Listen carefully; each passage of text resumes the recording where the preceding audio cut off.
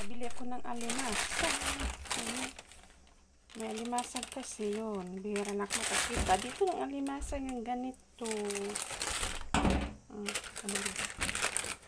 Dalawang pinili ko. Gagataan ko yan. Lagyan ko ng gulay. Ganun lang yan. Alimasag. Gagataan ko ito.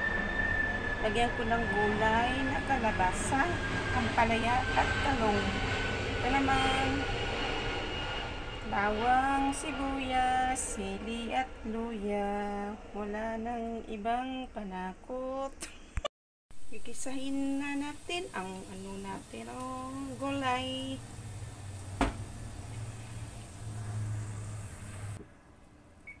Lagyan na natin mantika.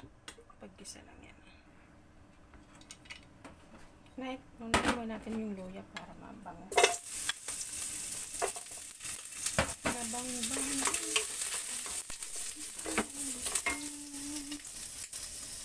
Sibuyas.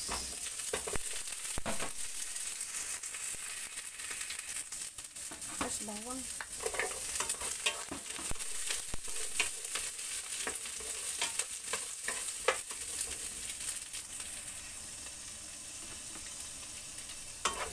Lagay na natin itong gulay.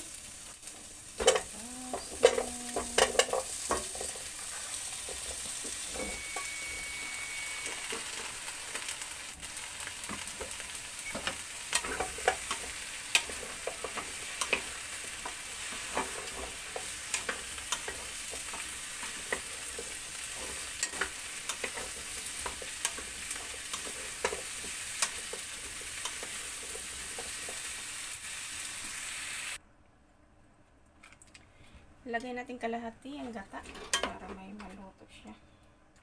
Mamaya kalahati pag na siya, pangalawang Lagyan natin ng asin. Siyempre.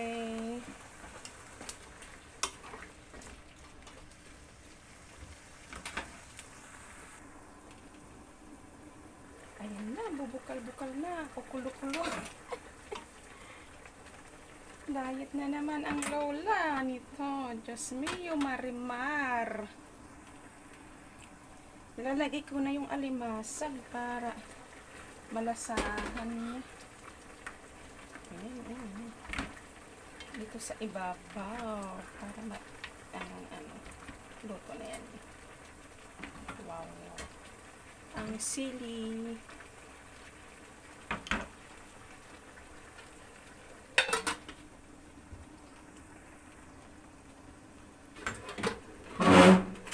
Tingnan natin. Wow. Luto na ang gulay. Ilagay na natin pangalawang gata.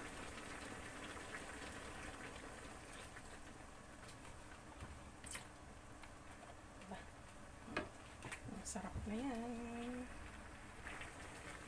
Okay na yan. Luto na ito siya. Ay, diet na naman si Lula. Si Lula ba siya?